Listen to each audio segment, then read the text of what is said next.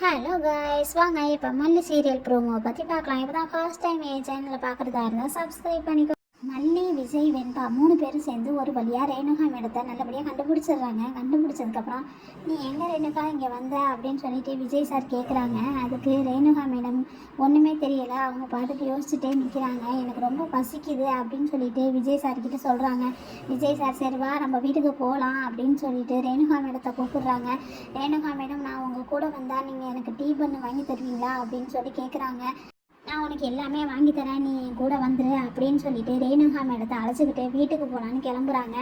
அப்போதைக்கு அங்கேருந்து அந்த ஆசிரமத்தில் வேலை செய்கிற ஒரு ஆள் வந்து நீ எங்கே அழைச்சிட்டு போகிற, அவங்கள விடு அப்படின்னு சொல்லி சொல்கிறாங்க. ஒழுங்கு மரியாதையாக பிரச்சனை பண்ணாமல் இங்கேருந்து போயிடு அப்படின்னு விஜயை பார்த்து சொல்கிறாங்க.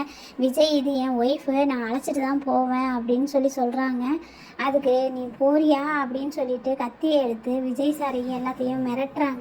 ரேணுகா மேடத்தையும் சத்தம் போட்டு உள்ளே அனுப்பி விட்டுறாங்க. விஜயை வெளியே போன்னு சொல்லி விஜய் சாரை துரத்தி விட்டுறாங்க. விஜய் சாருக்கு என்ன செய்கிறதுன்னு தெரியல. சரி உண்மையை தெரிஞ்சுக்கிட்டு வருவோன்னு சொல்லிட்டு அவங்க வெயிட் பண்ணிக்கிட்டு இருக்காங்க. அந்த நேரத்தில் அவங்களுக்கு ஒரு ஃபோன் வருது.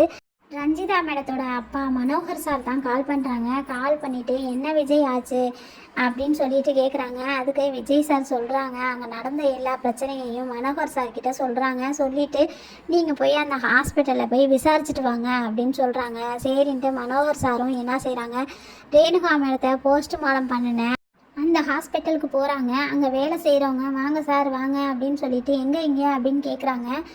அதுக்கு மனோகர் சார் கேட்குறாங்க, உங்ககிட்ட தானே நான் போஸ்ட்மார்ட்டம் ரிப்போர்ட் வாங்கிட்டு போனேன், நீங்கள் தானே ரேணுகாவை போஸ்ட்மார்ட்டம் பண்ணது அப்படின்னு சொல்லிட்டு கேட்குறாங்க. அவருக்கு அதிர்ச்சி ஆகிடுது. அதுக்கப்புறம் என்ன நடந்துச்சுன்னு அடுத்து வரப்போகிற கதையில் பார்க்கலாம். தேங்க்யூ.